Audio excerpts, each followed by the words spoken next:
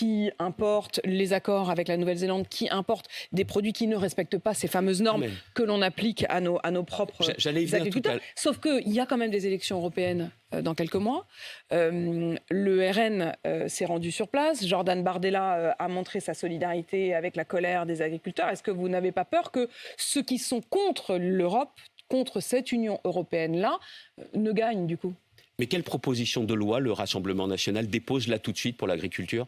Laquelle ? Je vous pose la question. Cherchez pas, il n'y en a pas.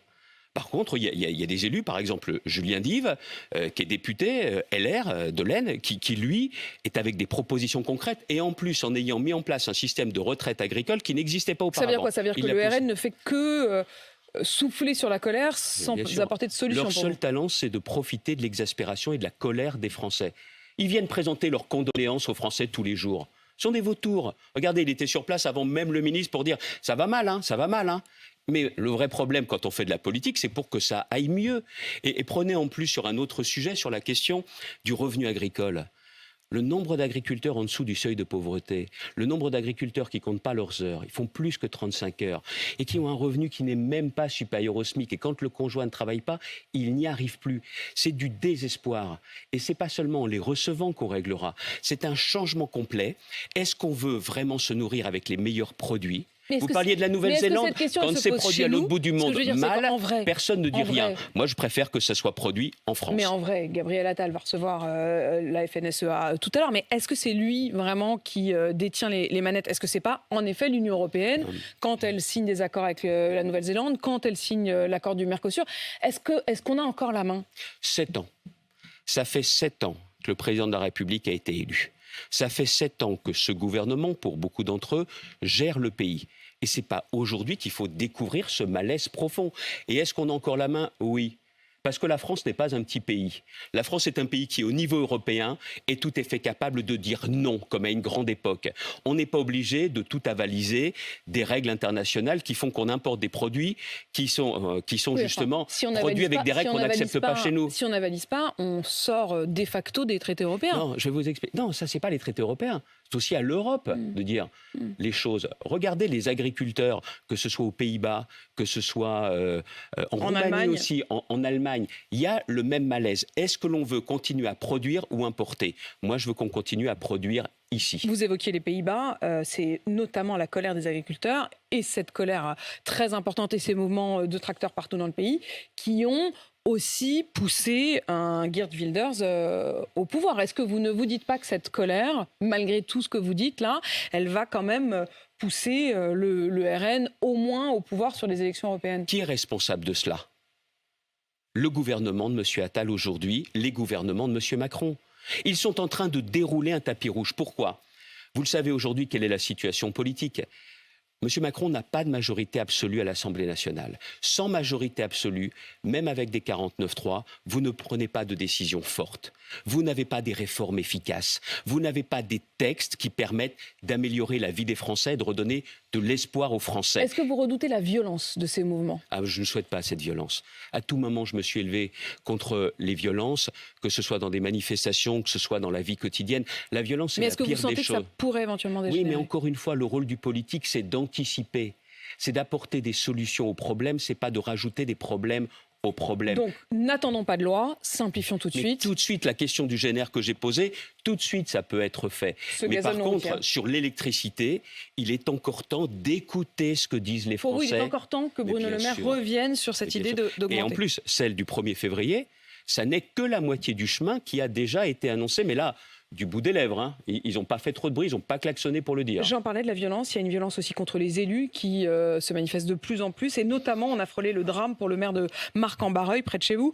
Les freins de sa voiture ont été sectionnés. Son épouse l'a constaté et heureusement elle a emmené la voiture immédiatement chez le garagiste qui a fait le constat que les freins avaient été sectionnés. Qu'est-ce que vous dites aujourd'hui à ça ? Bernard Gérard, c'est un ami, je le connais bien. Je le connais bien, c'est le président de l'association des maires du Nord. Vous imaginez, chez vous, votre véhicule, les freins sectionnés. Donc là, c'est pas comment dirais-je, une injure, qui est déjà inadmissible. C'est que là, ça veut dire qu'on met en cause sa vie.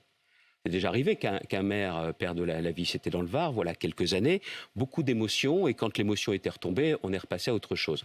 On doit être intraitable sur les plaintes qui concernent les élus, parce que les élus représentent les Français. Et moi, je suis, vous le savez, depuis plusieurs années, pour ceux qui représentent l'autorité publique, les policiers, les gendarmes, les pompiers, mais aussi pour les élus, que quand les faits le justifient, la condamnation entraîne une peine minimum. C'est-à-dire qu'on sache pertinemment que si l'on met en cause un élu, son intégrité physique qui plus est, dans ces cas-là, ce sera directement prison. Et là, vous verrez qu'il y aura à nouveau un effet dissuasif. Mais il faut clairement mettre un coup d'arrêt à cette dérive. Automatique. Si les faits, bien évidemment, sont justifiés au terme d'un procès. Mais il faut mettre un coup d'arrêt à tout cela. Ça concerne les élus, les policiers, les gendarmes, les pompiers, nos médecins aussi, dans certains endroits, qui sont agressés alors qu'ils viennent porter secours. Ce coup d'arrêt, il est indispensable et tout de suite. Xavier Bertrand, est-ce qu'Amélie Oudéa-Castéra a ravivé une forme de guerre entre le public et le privé ? Oui, d'une certaine façon, alors qu'il lui suffisait de dire que son choix pour ses enfants, c'était l'école libre. Moi, je suis très attaché à la liberté de choix. Elle avait qu'à le dire et l'assumer, voilà, c'est aussi simple que ça. Et est-ce qu'un établissement comme le collège lycée privé Stanislas peut continuer à toucher des subventions ? Écoutez, moi, je suis très attaché à cette liberté de choix, mais il faut que ce soit dans le cadre des principes républicains. C'est-à-dire que l'égalité des chances doit être bien évidemment au rendez-vous. Je crois qu'il y a eu des enquêtes. C'est au gouvernement aujourd'hui d'en tirer toutes les leçons. Et vous le savez aussi, je suis très attaché à la liberté de choix, mais je suis très attaché aussi à ce que tous les établissements respectent bien les principes de la République.